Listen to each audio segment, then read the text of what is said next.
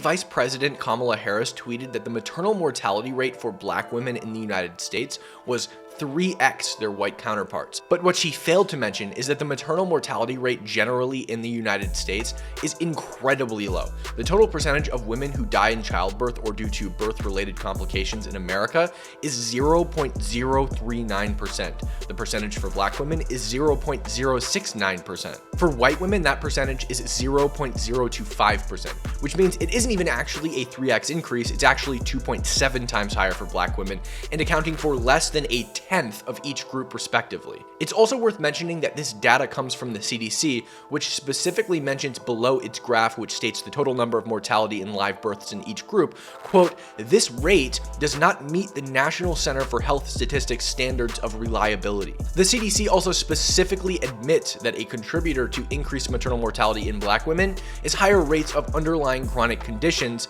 just before mentioning structural racism, which seems like it would cause a much larger increase in mortality than 0.044%, which is the difference in mortality between the two groups. It seems clear in her tweet that Harris also intends to imply some form of structural racism, while totally omitting the fact that any and every disparity upon demographic lines does not imply some sort of discrimination. Take, for example, prison. You'll hear anti-America conspiracy theorists who believe in systemic racism parrot the talking point that Black people are disproportionately serving prison sentences while compared to whites. Now, this person would also very likely deny that any form of systemic discrimination of the same sort exists towards men. Meanwhile, more than 90% of America's prison population happen to be men. Would we assume that just because the majority of the prison population are men, that the government hates men and conspires to lock them up?